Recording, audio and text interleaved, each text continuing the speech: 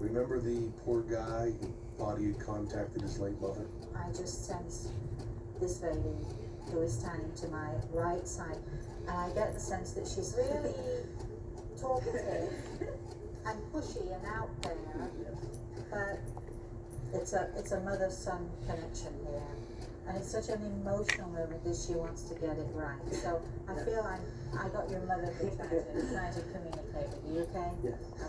Alright. How'd she know that this poor guy's mother was going to come through?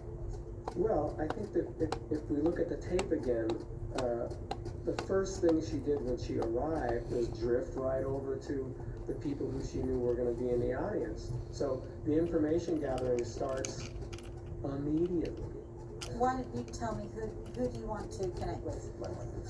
Who do you want to connect with? Mother? Yep, she gathered all the information she needed. So when showtime arrived, she was ready for action. I feel I got your mother here trying to communicate with you, okay? Yes. And when Rosemary tries to describe the mother's personality, watch how she changes a miss into a hit. And I get the sense that she's, for some reason or another, a little nervous. The bereaved son doesn't respond to nervous, so Rosemary completely turns it around. Which is so not like her, because she's really talkative and pushy and out there. Nice save. Was she tall and short too? Now let's take another look at the couples who lost their young daughters. One minute she was there, and then she was gone. I know that she took her own life. The one couple with the daughter who committed suicide, very sad story. How did she know it was a suicide? Trust her. I knew there had to be some link. The suicide is not something you want to be wrong about. There had to be an explanation, and there was. Joni spoke with Rosemary about the possibility of our being here. And who's Joni? Joni is Rosemary's literary agent. That's right. She works for Rosemary. Joni asked us if she could bring people to the taping. Suspecting a setup, we agreed. Turns out, that they are her literary agent's best friend. So, I mean, that took the air out of that one. And what about the other bereaved parents? Well, what do you know? Joni, the literary agent, brought them to the event too. So Rosemary does pretty damn well when her own agent supplies the clients. But we surprised her and asked her to give a psychic reading to someone she knew nothing about. How well do you suppose she did?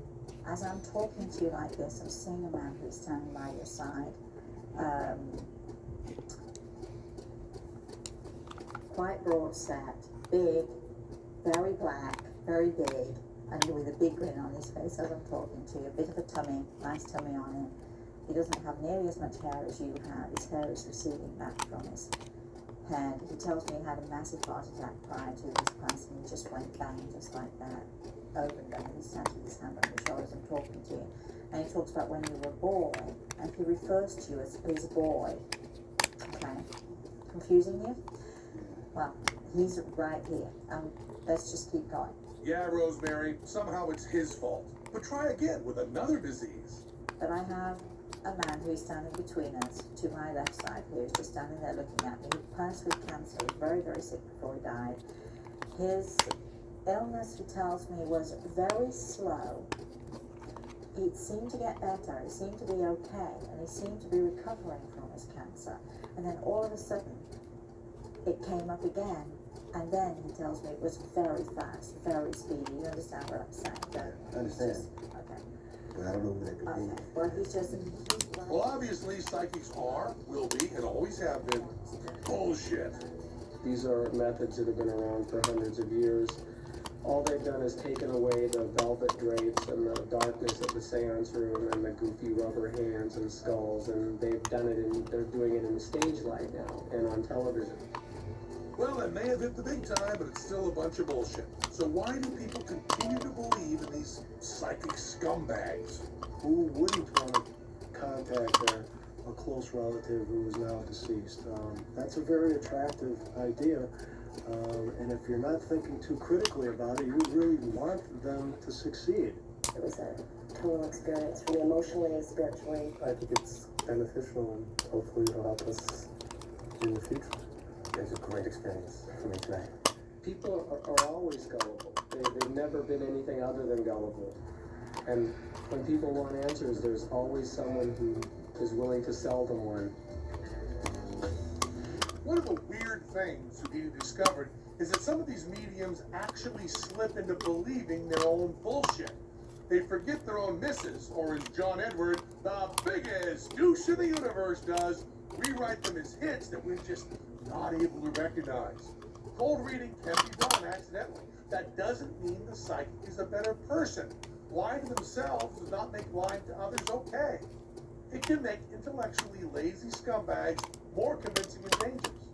But even if these fucks know they're just making the shit up and pushing people's buttons, they tell themselves, at least I'm comforting the bereaved. Who the fuck are they to decide that lying about the universe and a dead loved one is what the bereaved needs?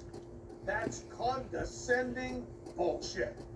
There's a very good reason for all the audience contracts they've got to stop these victims from talking after they get off the show. When the pressure is off and the grieving relative gets a chance to think, some of them figure it out. Given a minute to think about it, this bullshit is pretty easy to figure. After we shot the Rosemary Altea bit for the show, we received a great email. Remember the guy crying as Rosemary claimed to contact his mother? He wrote this to our P&T webpage. This is a blank piece of paper. I'm going to read it off. I was at one of the tapings for the Showtime special. I was in the audience for Rosemary Altea, one of the mediums. It was a pretty amazing experience. My mother came through and I was bawling like a baby. But afterwards, on my way home, I was discussing with my wife, and a lot of the stuff she said seemed pretty general. I guess we'll find out what P&T say about it when the special airs. He doesn't need to hear what P&T have to say. With a little help from his wife, he's there. Hear that, John Edward? You'll want Braun. You better keep those contracts around to shut up the people. We're all vulnerable, but no, we're not all suckers. The pain can be great. We can want to believe, but there's hope that we can be strong enough to climb out of the bullshit superstitions that have drained away some of our humanity. You don't heal a broken heart by pretending it's not broken.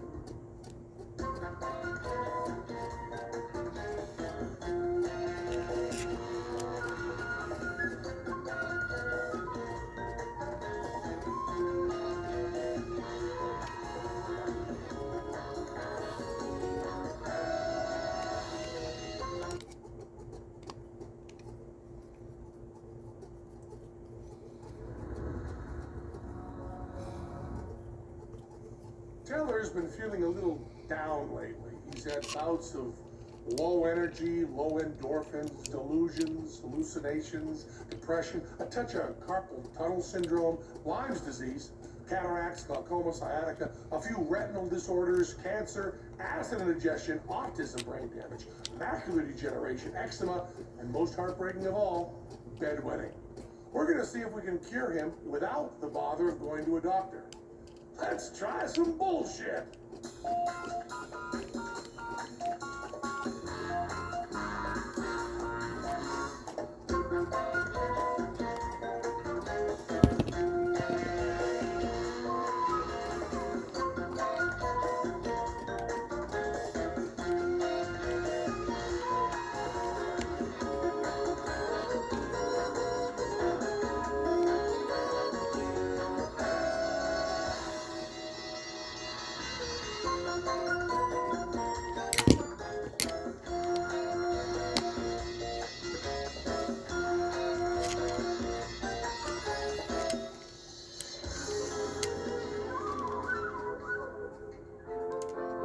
Without much real medicine in days of old, most everything was alternative.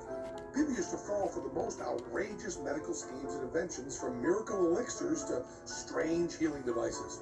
People believed in those crazy panaceas and placebos, even though it was all a bunch of bullshit. But if you thought all those crazy forms of pseudo-medicine were behind us, think again. Because even today, people still convince themselves that the most outrageous bullshit will help heal them.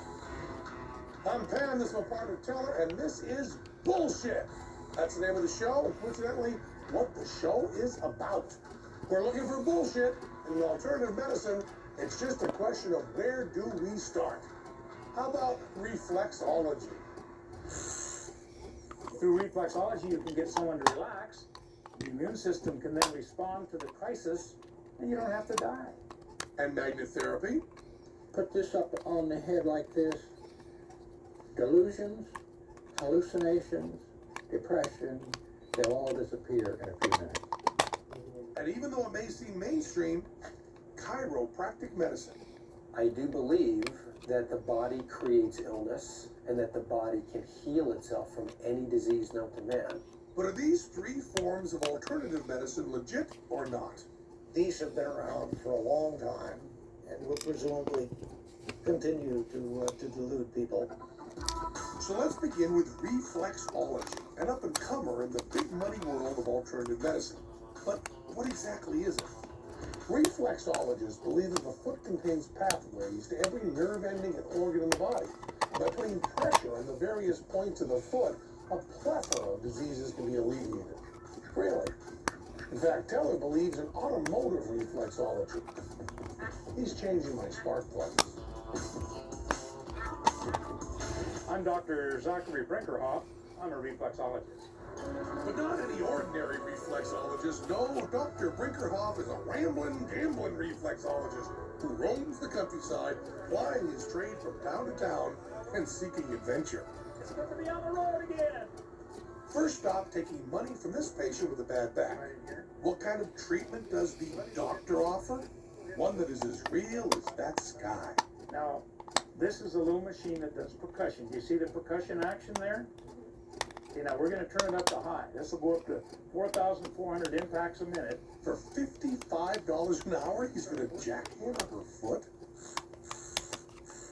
Right there, that's definitely the spot. Okay, well, that's where we want to work.